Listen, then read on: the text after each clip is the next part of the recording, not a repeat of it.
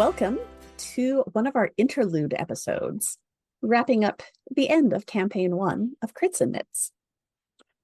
Previously, the group thought they defeated the bad guy, but it did turn out that it was just a simulacrum, and the actual Archmage Horath Tebben is still out there somewhere, along with at least one of his simulacrums. You managed to get a good rest. You met this student named Darian, who had been revivified after, Owen may have taken him out during the fight, but he was already dead before that. It's a very long, complicated thing. Darian has become quite the angry young man. But Darian was able to point out that he was aware of at least one more simulacrum out there, as well as the phylactery for the Archmage, who is, of course, a lich. Boo. The group decided that the best way to deal with this, because the longer they waited to go after the Archmage and his simulacrum, the further away they could get, the more powerful they could get. They decided to split the party. And so the headmaster, Eider Oriden, is going to go with Owen and Erasmus. And on the other side of things, we've got Nelitha, Isolt, and that rather irritated young man, Darian, who will be traveling through the other teleportation circle. The headmaster looks up at everyone, gives a nod. I trust you all are well rested and ready to go. As ready as we'll ever be. I suppose. All right. Well, unfortunately, I am going to have to use some of my heavy hitters here to cast the teleportation circles. And he starts drawing the first one. Both of these are ones that Darian had scribed out for you because he had seen those two and was aware of them. So the headmaster begins casting the first one. And once it flares to life, Isolt, Nelitha, and Darian step through it and disappear. The headmaster turns to the two of you. All right, give me a moment and I'll start on ours. And he begins casting the spell. As he finishes, it flares to life and he gestures for the two of you, the fighters, the much less squishy ones, to step through the portal first. Who's going to go first? Yeah, before we go, I just why don't you have a simulacrum? Why don't you have one of those? It seems real damn useful, right? Well, it does. It's a rather complicated thing, and honestly, it's the specialty of, not me. It's more of a necromantic thing, and generally we don't really encourage making duplicates of yourself that could be used to replace you should you die. When you die, you are intended to stay dead. That was part of what the Necromancer's Wars were fought about. We're aware. Right. Yeah, fucking aware. Right. Yeah, that would have been handy, though. I'd much rather let an alternate of myself go through this. Well, it's too late for all that, yep. Well, I was just saying, why can't we have brought two of you? But that's far right. Whatever. Well, that unfortunately, that spell is not just a quick little. It takes preparation, and it's fine. We'll get going. Guess I'll step my ass through this. Danny, do we know where this is going, or we're just going through a teleportation circle? Okay. We're just going through a teleportation circle. Okay.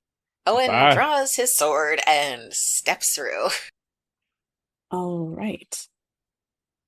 Owen, you step through, and you are in the clearing of a forest. It's probably 100-foot diameter, maybe a little bit more if you count the sort of sparse trees around the edge. But you stepped through right into the very center. There's this teleportation circle inlaid with gold and precious metals and precious gems, just right there in the middle of the forest floor. As you step through, I need you to roll initiative. Good thing I took my sword out. That is a 14. Okay. And Erasmus, you might as well roll. All right, I'm gonna roll. Ooh, for once in my damn life, a 13. Okay. Owen, you look up and you do see the man you know as Archmage Horath Tebben standing very nearby. And he was not expecting anyone. And he turns to look at you. You have the opportunity to do whatever you would like to him in this moment. Does he appear to be armed? He has a wand in his hand. I would like to try to take him out at the knees. All right, go ahead and make an attack. He's probably 15 feet away from you. Okay, I have enough movement to cover that. 16. That hits. Oh, convenient. 8 damage. 8 damage. All right.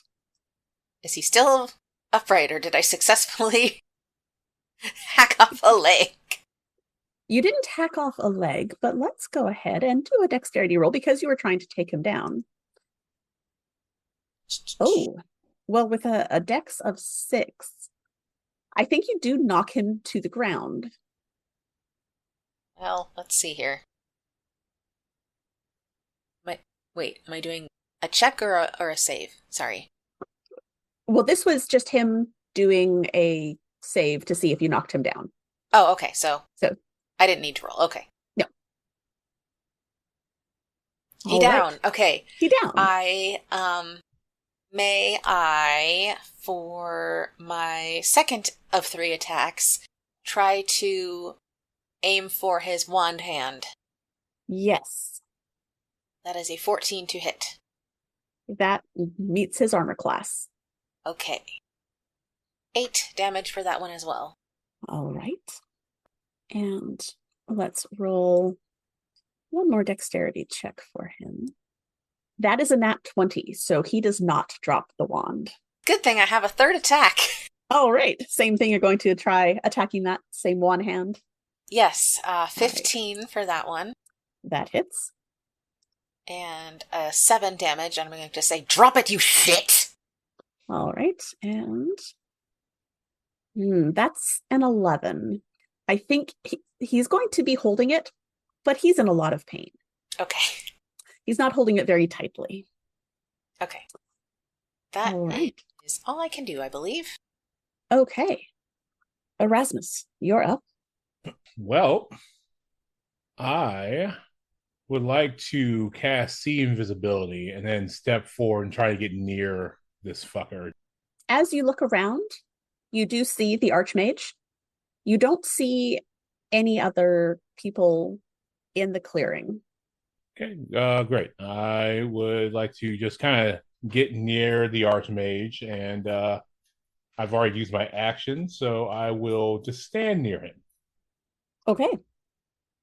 The headmaster steps through and looks around, notices that, well, there's a lot going on. There is a mage on the ground, which is, a good thing. And he is going to go ahead and cast Scorching Ray. Oh, good. And he hits for a whopping 9 damage. Better than I was doing. That was actually only 3 damage, unfortunately. Boo.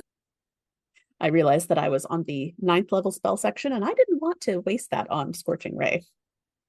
But he looks at the Archmage, and I can't tell if this is the real one or not. But damn it, we're going to try to take him out. Hell yeah. That was our surprise round. So back to the top of the round. Owen, you're up. Hey, okay.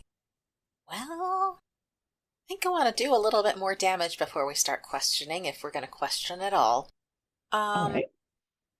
So I would like to attack again, I guess. Okay. 18. That hits. 14 damage. Max damage on that Oh, one. wow. All right. How's he looking? He's looking surprised and a little bit angry. But mostly fine. Mostly okay. Okay. I hate him again. All right. 25. That absolutely hits. Yep. 9 damage. Okay. 11. All right. 11 misses. Okay. That's it. Okay. Erasmus. All right. I would also like to attack a guy with my sword as I pull Lucky, my ever faithful long sword, and get to stabbing. Stabby, stabby. That'll be an 18 to hit. That hits. That'll be 14 damage. 14. All right. 14 damage on your first attack. So that's another hit. 9 damage. Okay. He's starting to look not well. And do you have 2 attacks or 3? I have 3 attacks. And let's see here. And yeah, come on, die. I'm sure it's a miss. That's a 10. That does miss, yes. Yep. All right. The headmaster has a go. How close are the two of you to him? You are quite close, aren't you? Yeah. I'm like right up on him. Yeah. Hit his hand. Well, the good news is that this fellow is rather experienced. So he does have spell shaping, which is good because he casts Fireball. Oh. 36 points of fire damage to the Archmage, who's now kind of sizzling on the ground. Did I catch any of that? You did not, because he has the spell shaping, so he was able to direct it away from allies. Good. However, the Archmage glares up at all of you. You shouldn't have come here. This is my place. I have plans. And he starts sort of scrabbling back on his hands and knees. Well, his hands and his heels. He's sort of doing the crab walk thing as you knocked him onto his butt. How far back does he run? Mostly just out of the immediate charred flames, so not quite enough to provoke an attack of opportunity. He does, however, glare at the headmaster. And because, bad guys are bad guys and tend to monologue, he points at him. You have been in my way since the beginning. You're making this very, very difficult. My plans require much more than you could ever provide at that little school of yours. I have everything I need here. Everything. And he keeps pointing. And you see this look in his eyes. And this sort of smirk crosses his face as he's pointing at the headmaster. Die. And he casts Power Word Kill. Oh, no. Well, I will take a reaction because I have Mage Slayer since he cast a spell near me. Slap. Okay. Erasmus took his mage killing in the war very seriously. Oh, shut your ass up. All right. All right. I rolled a 19 on the die, so that definitely hits. Okay, yeah. Roll this damage. 16 damage. As you're hitting him with Lucky? Yep. Describe what it looks like as you remove the top half of his body from the lower half. Well, Erasmus had rear bags. Oh, shut your ass up. And I take a step backwards and I cleave, not knowing I'm just going to cleave him in half, but I do step all the way through and bring the sword around in the flourish like I'm young again for 2 seconds. And I'm killing necromancers. Beautiful. Owen kind of hops out of the way. And from behind you, you hear the headmaster. Well, that was unexpected. I expected this to take much longer. He looks down at himself and then smiles. I love surprising him. For those of you at home, power word kill. If a creature has 100 hit points or fewer, it dies. Otherwise, the spell has no effect. The headmaster had a feat that gave him like 2 extra hit points. So he had 102, and he had not yet been injured in this fight. Woohoo! Whew. So, And E, the player, breathes a sigh of relief, not knowing what that spell did and having only 100 hit points. oh, yeah, if he had aimed at you, that would have been the end of Owen. Yeah.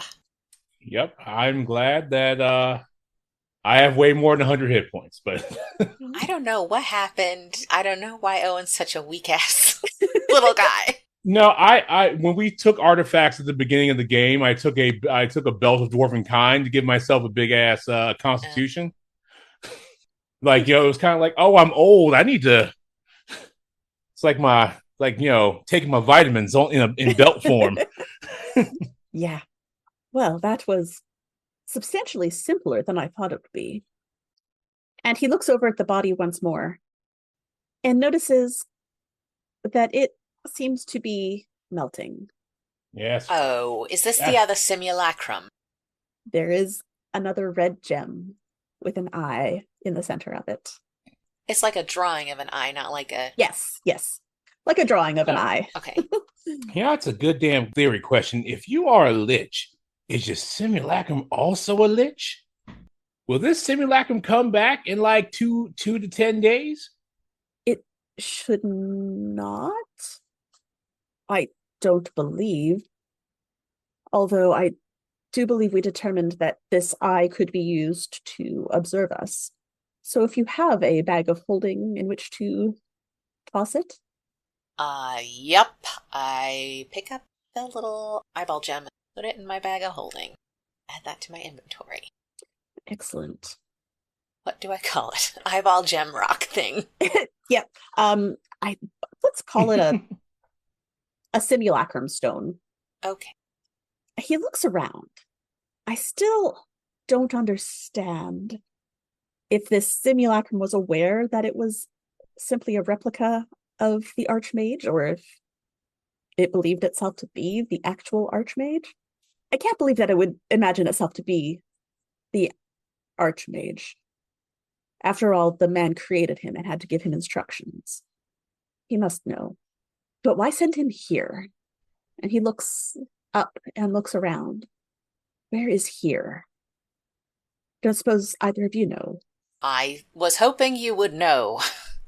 You cast a circle. Well, I did, and it got us to this circle, and he points to the inlaid teleportation circle in the ground. It doesn't have the name of a city or anything. It's really just to get you to this circle that looks like this. Well, that's not helpful. Well, I apologize. I can only do so much. I got us here, at least. I wonder if I could find someone helpful that could... Can you turn into a bird and, go look? I could fly. That'll work. One moment, please. You see him cast the spell and turn into a bird. He flies up through the canopy and disappears for a few minutes, leaving the two of you and the pile of snowy mush that used to be the Archmage's simulacrum. Is this like a deciduous forest? Yes. Pine trees? Okay. Yes. So leafy. It's leafy trees. Very leafy. Trees. Okay. But the ground that you're standing on is outside of this. You've got the teleportation circle, and just outside of that, the ground is very hard-packed dirt. The teleportation circle itself seems to be stone that has been inlaid with the metals. I found that to be suspiciously easy, Raz. How about you? Oh, same. I hate it. I don't like it. I don't like it at all. I'm just, we're in a forest and there's nothing else here. There's no that this can't be it. You Can't be don't it. suppose there's another one of those tables around, since there was a table by the other special circle. I hate that you're making sense. We should look. I always make sense. I will let you both give me an investigation check as you search around the forest nearby. A gentleman's 20. All right. All right. Same. Actually. The two of you venture beyond the edge of the clearing, and there's some sort of not super obvious, but still visible to you paths through the trees. And you find one of them and you follow it. And it leads to another clearing, a smaller one this time. And there is indeed a table there, similar to the one you saw on the mountain outside of Pennycross, but not quite the same. It is simpler. It doesn't have any runes carved into it. There are traces of candle wax around the edges, and there's definite staining on the top. And it doesn't take a lot of looking to discover that it's probably blood. Do there appear to be troll and or other creature corpses around? You did not see any corpses. There may be portions of bodies, but it doesn't look the same as what you had encountered before. And there's no the troll blood, the ichor, was more of a green color. And the blood that you see seems to be mostly mammalian, reddish brown. Would the trails we were on, did those look like intentional humanoid made trails, or were they like animal trails? They looked probably more humanoid. They looked frequently traveled and intentionally traveled. Would you like to take a closer look at anything around here or go back to the main circle? I'm down to go see what Headmaster Iridium found from his little bird journey. Okay. You head back to the clearing and you settle in. It does still take a couple more minutes for the headmaster to come back, and he settles on the ground and gives a little shake and turns from a bird back into his normal form. I don't think I enjoy being a bird. I did not like that. But that's fine. I believe we are somewhere near Winter Reach, would be my guess. There's a town quite a ways in the distance, but given the location of the mountains and the fact that we're in this sort of forest, that would lead me to believe that we're near Winter Reach. Pulling up maps and stuff in the Discord. Winter Reach is somewhat north of Pennycross. Oh, okay. I would like you both to roll me insight to see if I can Okay. give away some stuff. God damn it. 19. Rasmus isn't wise. That's why he hangs out with Owen. Okay. 10. All right. Well, Owen, you realize that the Archmage probably wouldn't have sent his simulacrum just to guard a sacrificial table. There's probably something else important. You did see at least 2 other paths in the forest, aside from the one that led to the table. Do either of those paths look like they're leading in the direction of the distant town? One does look like it leads towards town. I would like to take the other one. Okay. All right. So you start down the other path, which is sort of towards the south end of the clearing. And it is harder to follow. It is not nearly as well traveled as either of the other 2. As you're walking down the path, I would like you all to give me perception checks, please. Critical 27. Okay. Beautiful. But the good news is that you are not surprised. Great! The bad news is it's a dragon. I love that for us.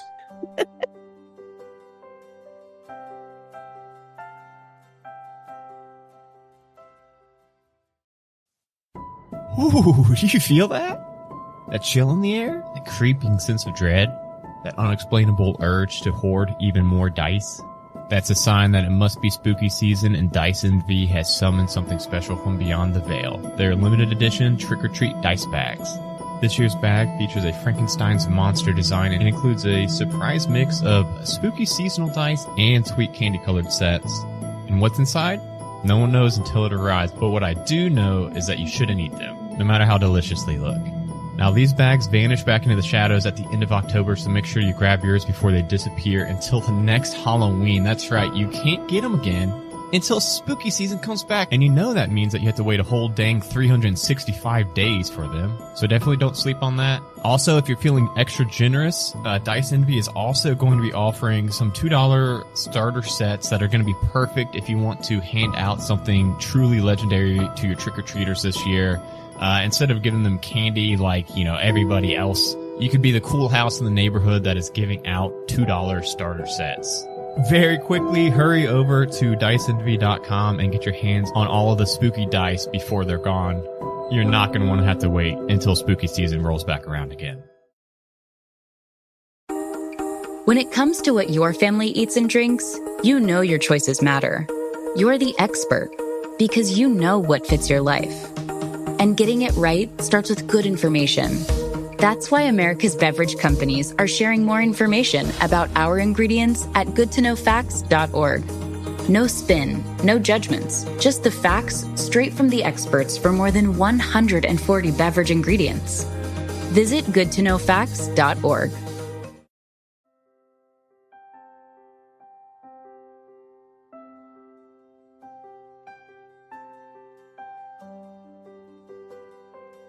As you are walking down the path, Owen, you spot a creature off to the side of the path.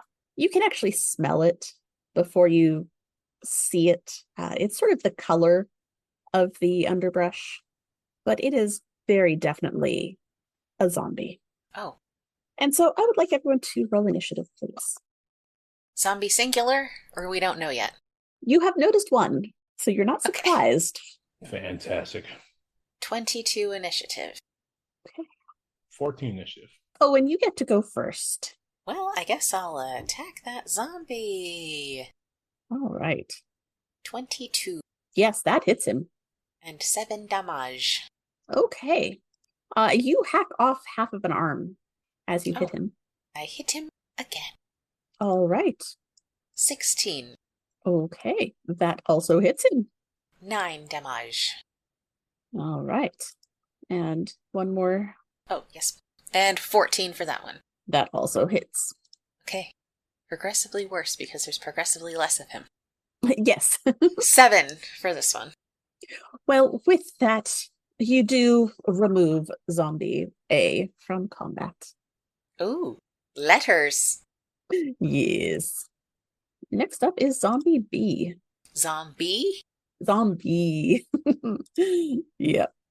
And Zombie is going to struggle towards you because, well, you were there first, and so it sees you. And it really doesn't have a lot of options. It's just going to slam itself against you for 17. Oh, that hits. All right. And with that, you take a whopping 3 damage. Ooh. Okay. That is all that he can do. Zombie C will also attempt to slam into you. Okay. And that is 15 to hit. Miss. And he sort of staggers to the side. Erasmus, you're up. Okay. There seem to be more zombies coming out of the woods towards you. Okay. I love that for us. I am going to cast Create Bonfire, the cantrip, near the woods, just to kind of hedge out some of these zombies, hopefully. Okay. Is there a roll for that to avoid? Yes, it's a dexterity saving throw if the zombies are affected. Okay. Well, the good news for you is that zombies are not particularly dexterous, at all. I was hoping. And they are quite flammable. They are. So let's see. Well, we'll start with B. B rolls a nat 1 I love that form. for a total of -1. Does he take some fire damage from that? Yeah, 15 fire damage. Okay. And he is still ablaze, I believe. Zombie 2 rolls a 10 for his dex. That's a fail.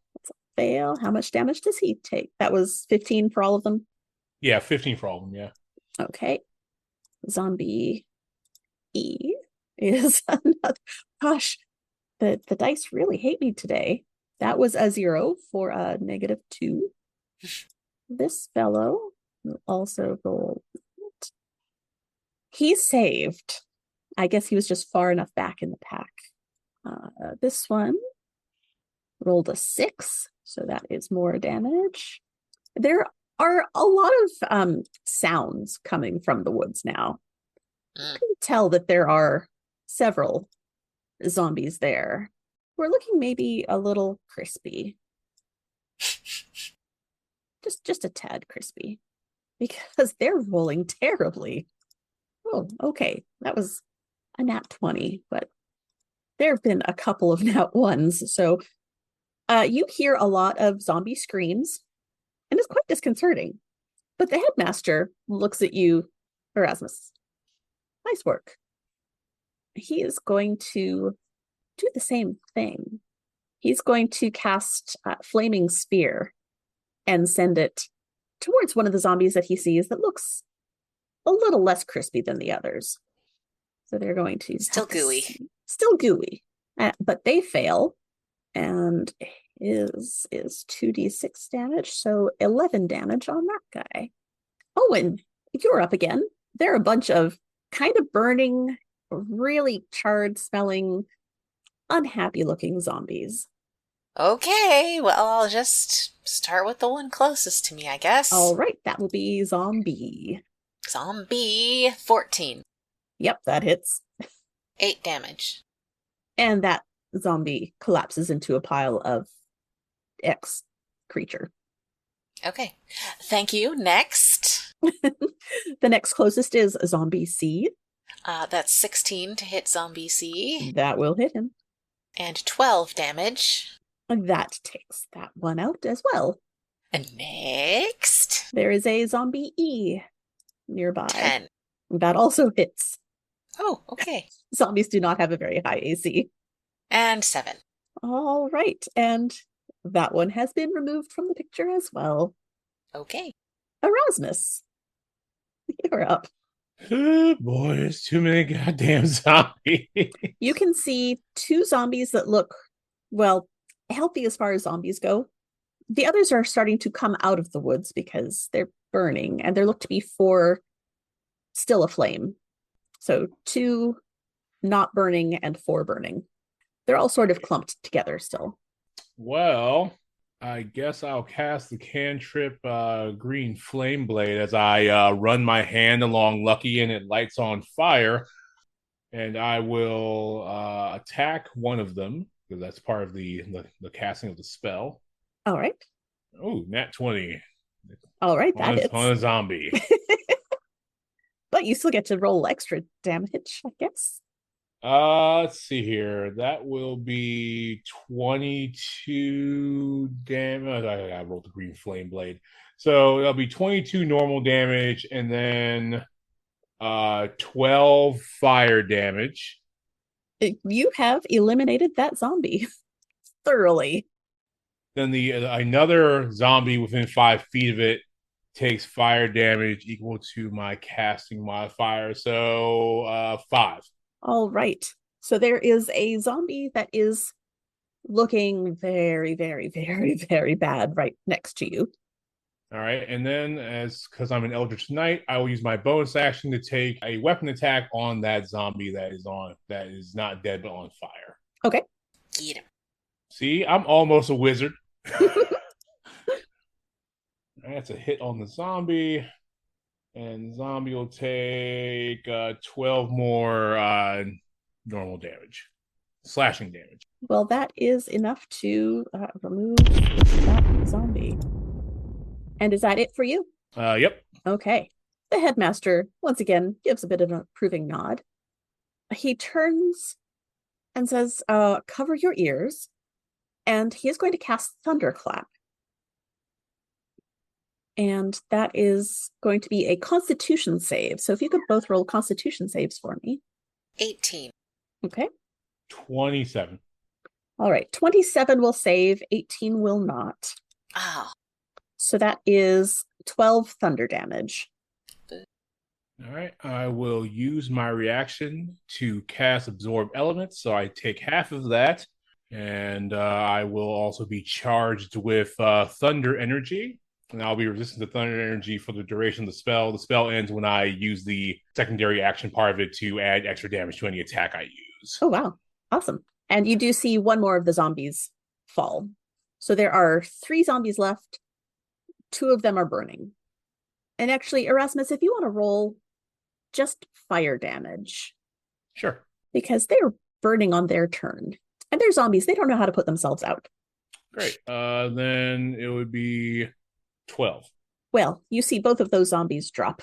There's still some flame happening in the forest. You might want to deal with that in a little bit. But for now, there's still 1 zombie up. And Owen, you're up. The zombie's about 20 feet away from you. But yes, you can absolutely get to it. I walk up to it and I hit it with 27. That hits it very hard. And 8. It is still up. Bastard. I hit it again. All right. 18. Yes, that absolutely hits it. 8 again. It is now very much a pile of zombie bits. Yes. Take that. So yes, you have defeated the zombies. There is fire now in the little foresty area. Might want to take care of that somehow, perhaps. I can't. I don't do no magics. I will. I can't create water, but I do have a water jug, and I will use control water, the cantrip, to splish it around and put the fire out. All right. Excellent. Excellent. And as you look around, you're in not even something you would necessarily call a clearing. It's just sort of maybe like a 5 or 10 foot diameter space along this path where the zombies had all sort of come out from around to meet you. I would like you both to roll perception checks, please. 23. Damn it. 4. All right. There's a reason that we've got both of you. You're busy splishing. Yes, you're putting out the flames. And Owen, you notice that in the very center of this clearing, the ground appears to have been more recently disturbed. Thanks, I hate it. In a there was a hole dug here manner? That's what you believe, yes. Okay. All right, fellas, I think there was a hole here. I would not be surprised if this is where he was disposing of failed experiments. Well, should we dig it up? I mean, they're not getting any deader. I think we could leave them. Unless you want to find out what it was. The professor steps a bit closer. I don't know, this is a bit small for a body. Oh. Well, we do know that he deals in rabbits. Sometimes. Fucking loves them. I don't suppose either of you has a shovel. Let me check as Erasmus reaches into his back pocket entirely too deeply. You know what? You definitely have a couple of shovels in that hole. Gold-plated. One of them, yes. Oh yeah, got a shovel right here. All right. Well, I have tender hands, if one of you wouldn't mind. You've got to be. Oh, fine. You know, this is why I didn't become a wizard. Soft hands. And you start digging, and you have to dig rather deep, but you do hear the sound of the shovel hitting something solid. And you work a little bit more carefully, and you're able to pull out a box. What size of box? It's a box that sounds a lot like the one that Darian described. It's the one that holds the archmages. It is his phylactery. Oh! Mm-mm. And the dear. headmaster's eyes widen. We should return this to the school and destroy it appropriately. I assume you don't have any desire to keep it? No. Excellent. All right, let's take care of that. Oh, well, there's not enough space here for me to draw another teleportation circle, but if we go back to the first clearing. Yeah. Yeah, I just want to leave him a gift as I pull out my alchemy jug and toss. Oh, I thought you were going to pull down your pants. Nope. And drop 2 gallons of mayonnaise into the hole. There we go. Fantastic. All right. Let's get out of here. Let's do so, yes. And he will go back and cast that teleportation circle once more. It flares to life, and you step through, and you return not to the courtyard of the school, but to what appears to be a classroom, perhaps. Right. We're back at the school. I assume you would like to stay in possession of this object until such time as it is properly destroyed? I mean, I don't want to leave it lying around. No. Especially with at least one guy still out there. Yes, that would be a bad thing. I unfortunately have not studied much necromancy because, well, it's forbidden and rather problematic. Hasn't stopped anyone else before. Well, it stopped several of us, clearly. It's just not stopped that guy. And some others, I suppose. Regardless. What about the necromancy that deals with the undead? Yeah, that's illegal too, or what? It's frowned upon. No, like the stuff that hurts the undead, like Toll the Dead or anything like that. That's also illegal? It's not illegal. That is just frowned upon. But I do believe that, given everything that's happened, we might need to institute a necromantic study program, if only to make people aware of the potential for danger. If you close your fingers too tight, people just slip on through. You gotta have an open hand. Right, well, I guess we'll have to sort some things here around the school. Oh, as much as it pains me, perhaps we should hire some adventurers as consultants. It might be worthwhile. Hello? I put an unreasonable figure on my on a piece of parchment. Like, well, that's my rate. That is quite a number. Mm-hmm. It keeps me from adventuring. And he looks you up and down and takes in the fact that you are a rather aged human. That would keep you from adventuring, not other things holding you back. You've not known Raz very long. I just walked out here with your ass to go do a thing, and you think that's that this is gonna stop me? Fair enough. I stole a whole horde from a dragon, sir. I saw it. Well, that is quite impressive. Perhaps we'll discuss that number in further detail once all of this has settled. There we go. In the meantime, I feel as though we should not destroy this until the Archmage himself has been destroyed. Does that seem reasonable? Player asking, if we destroy the phylactery, does he know? I am not sure what the official rules are. What are the Danny rules? Well, the important thing is that the headmaster does not know whether or not the Archmage will know if his phylactery has been destroyed. Ah. And he would rather not clue him in advance. That's fair. And destroying the phylactery is just stopping him from coming back. It doesn't insta-kill. Correct. Elsewhere. It will not kill him. It will just keep him from coming back. Okay, so it's a Horcrux. Yes, is what I'm hearing. That's what it is. Yeah. I think that we should bury it somewhere in case he looks for it. It's where he thinks it should be. Like if he tries to scry on it, right? What if we put it in a bag? That is generally a very effective way of hiding it from scrying. I don't want to hide it from scrying. I want to spoof the scrying. If I was a scrying mage and I decided that I took a quick peek-see at my thing, Oh, put it in a different thing in the woods, but woods where we know where it is and he does not. Right. So in case he looks for it, it's where it should be. Unless we add an illusionist here that can just conjure up some stuff around it. That's not me. Well, I like where you're going with this. However, your friends left at the same time that we did. And with any luck, he's already dead. Either that or your friends are dead. And regardless, I'm going to need to rest before I can cast any more teleportation circles to try to bring them back. Well, if they were dead, I think Nelitha would just manifest out of pure spite. So. Yeah, she would probably haunt me, so she's not dead. Oh, yes, definitely.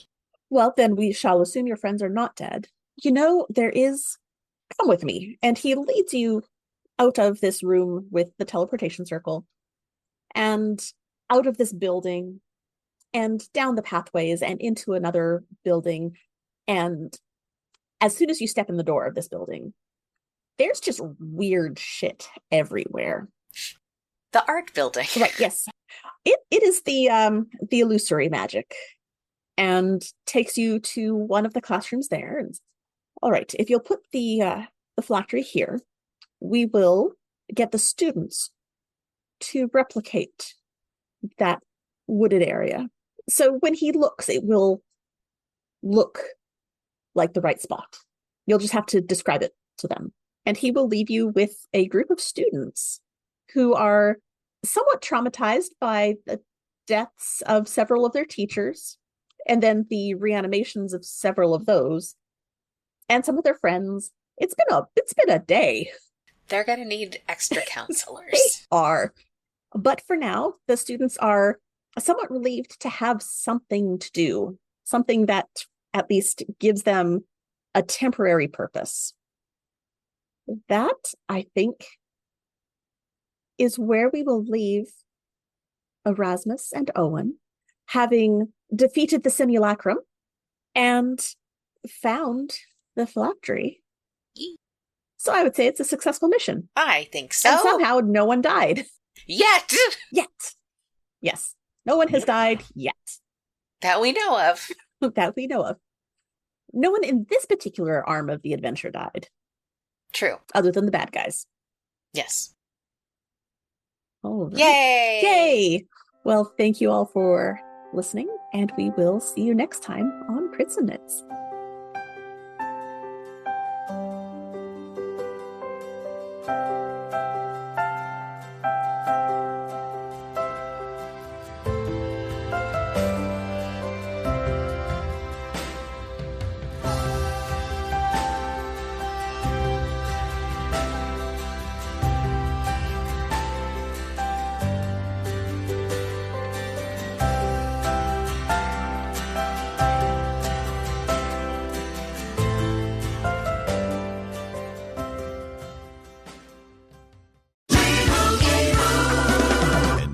Here we have the Limu Emu in its natural habitat, helping people customize their car insurance and save hundreds with Liberty Mutual. Fascinating. It's accompanied by his natural ally, Doug. Limu, is that guy with the binoculars watching us? Cut the camera. They see us. Only pay for what you need at libertymutual.com. Liberty, liberty, liberty, liberty. Savings vary. Underwritten by Liberty Mutual Insurance Company and affiliates. Excludes Massachusetts. A Majestic Goose podcast. Honk.